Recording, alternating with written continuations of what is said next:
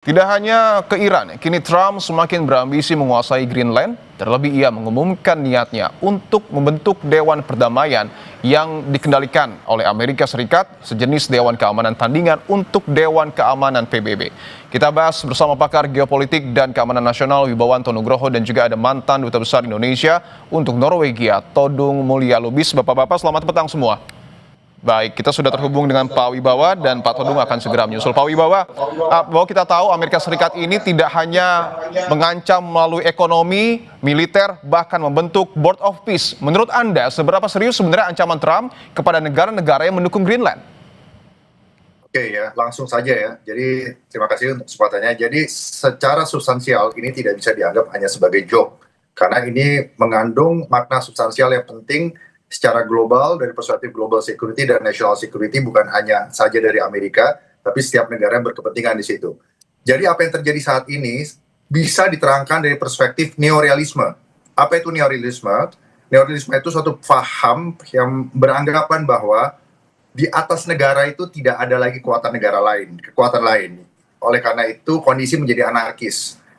Supaya yang anarkis itu tetap orderly, harus ada yang namanya kekuatan yang real, dalam hal ini terutama militer dan ekonomi, dan ini harus disertai dengan balance of power, ya.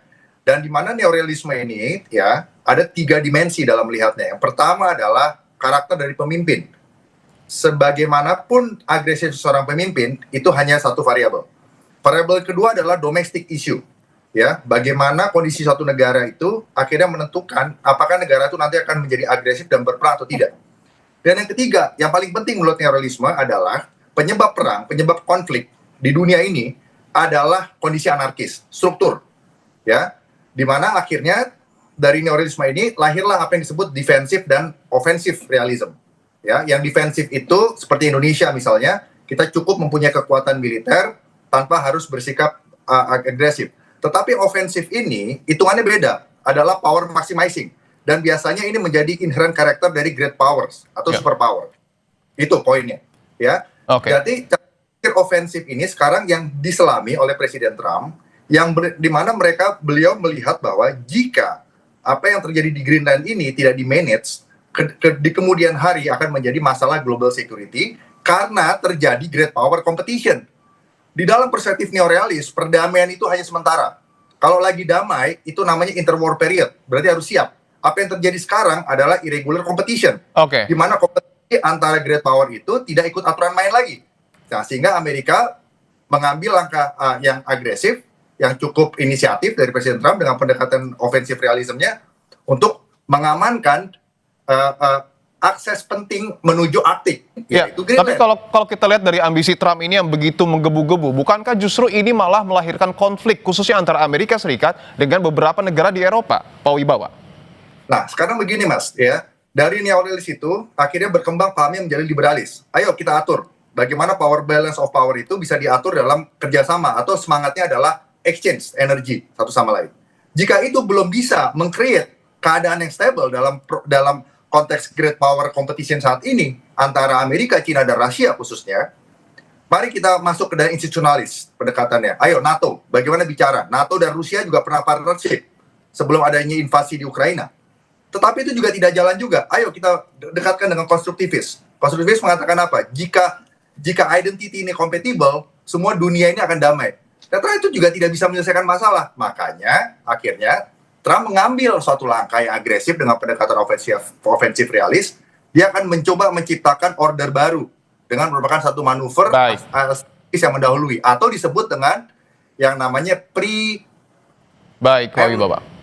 preventif atau mencegah akses dari great power lainnya di Arktik yang sudah melakukan aktivitas militarisasi dan juga ekonomi dan infrastruktur. Baik, kita sudah dapat poinnya. Saya ingin coba menyapa Pak Todung. Pak Todung sudah bisa mendengar suara saya, Pak? Boleh dibuka videonya mungkin, Pak, dan audionya? Lagi, Bang. Pak Todung? Ya. Baik. Bisa dibuka videonya Pak Todung, sembari menunggu mungkin Pak Todung juga bisa menjelaskan bahwa Anda merupakan mantan Duta Besar Indonesia untuk Norwegia. Berdasarkan pengalaman Anda, seberapa solid sebenarnya negara-negara Skandinavia ini soal eksistensi Greenland dan apakah ancaman tarif Trump bisa memecah dukungan Eropa kepada Greenland, Denmark? Ya, negara-negara Nordics, ya, Norwegia, Swedia, Denmark, dan Finlandia, termasuk Islandia, itu sangat kompak. Oke. Ya, saya tidak meragukan sama sekali kekompakan mereka. Dan jangan lupa bahwa selain Greenland, Norwegia juga punya ya satu daerah yang disebut Svalbard. Svalbard yang sekarang secara fisik itu ada Norwegia, ada Rusia. Tapi itu ya masuk dalam wilayah Norwegia. Ya, jadi presiden yang akan terjadi kalau aneksasi terhadap Greenland itu dilakukan oleh Amerika, ini akan jadi presiden yang sangat buruk, yang menakutkan buat negara-negara lain, karena seolah-olah ya apapun bisa dilakukan melalui kebijakan-kebijakan yang unilateralisme ini. Ya. Dan dunia ini kan dunia yang multilateral, bukan unilateral. Jadi kalau misalnya hukum internasional tidak dihormati, ya semua negara akan ya mengalami ketakutan, mengalami ketidakpastian. Jadi kalau Anda tanya apakah solid, apakah kompak, mereka sangat kompak. Ketika disebut oleh Pak Todung sangat kompak, tetapi apakah kekuatan militer termasuk juga ekonomi dari negara-negara Skandinavia ini mampu untuk melawan Amerika Serikat? Ya tentu tidak mudah, tapi kalau misalnya semua negara, bukan hanya negara Skandinavia, tapi negara Eropa, ya Barat terutama, ya ini akan cukup signifikan, dan Amerika tentu mesti berhitung dua kali. Tidak mungkin mereka mengorbankan kepentingan ya global mereka, kepentingan bisnis mereka, nasional mereka ya hanya untuk menganeksasi Greenland. Nah, itu menurut saya sangat tidak mungkin, dan saya melihat surat yang disampaikan oleh Presiden Donald Trump kepada Perdana Menteri Norwegia Jonas Gahr Støre itu suratnya sangat nasty ya. Sangat kasar, dan itu surat betul-betul mengesankan bahwa ya there is no international law, tidak ada hukum internasional lagi. Padahal piagam PBB pasal 2 ya poin 4 ya atau ayat 4 itu mengatakan bahwa tidak mungkin ada kekerasan ya yang bisa dilakukan untuk menganeksasi sebuah negara. Dan saya kira Greenland ya Denmark itu punya kedaulatan di sana. Memang Greenland itu bukan ya negara sendiri, tapi dia adalah semacam bagian yang tidak terpisahkan dari Denmark, dan mereka punya kedaulatan. Oke, artinya mungkin bisa dielaborasi lagi Pak Todung. Menurut Anda, sikap yang kemudian diambil oleh Amerika Serikat ini, khususnya Donald Trump, tujuannya apa? Nah, sebetulnya sih kita bisa melihat ya, tujuan dibalik itu adalah ya transaksional. Ya. Di sana kan banyak sumber daya mineral yang bisa bisa diolah ya, bisa diambil. Tapi kan selain itu juga alasan geopolitiknya adalah Greenland itu sangat dekat dengan Rusia dan juga dengan Cina, dan untuk kepentingan security Amerika dan kepentingan security-nya Eropa, Donald Trump merasa bahwa itu penting untuk menguasai. Nah, tapi kan kalau menguasai kan itu bukan memiliki. Nah, yang kita kesankan sekarang adalah, yang kita baca adalah bahwa Donald Trump itu ingin memiliki Greenland.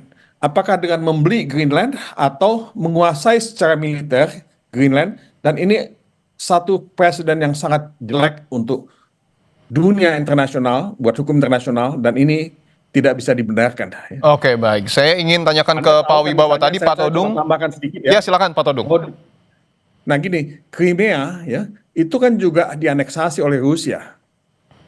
Namibia itu dianeksasi oleh Afrika Selatan. Nah ini menurut saya presiden yang sangat jelek, dan kalau misalnya kita melihat perang Ukraina Rusia sekarang ini, nah perang Ukraina Rusia ini adalah ya satu hal yang selama ini ditolak ya, dikritik ya, dilawan oleh Eropa Barat ya, oleh NATO. Nah ini apa yang terjadi dengan semua prinsip-prinsip ini kalau misalnya aneksasi terhadap Greenland ini dilakukan? Baik. Saya ingin ke Pak Wibawa, bahwa tadi Pak Todung mengatakan negara Eropa ini sangat kompak. Apakah kemudian strategi Trump lewat ancaman menaikkan tarif dagang, Pak Wibawa, bisa menaklukkan negara-negara Eropa yang berseberangan? Jadi di balik ini semua backgroundnya adalah irregular great power competitions yang terjadi di masa damai saat ini.